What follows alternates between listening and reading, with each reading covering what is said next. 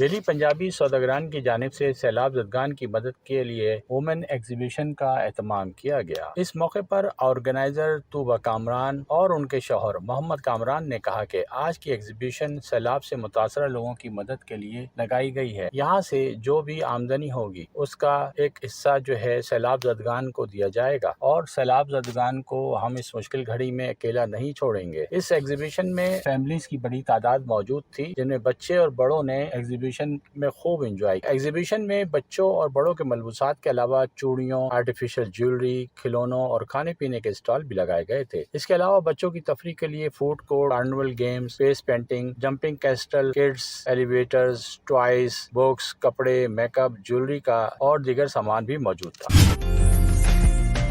عمدہ میں پکائیں اور جی بھر کے کھائیں۔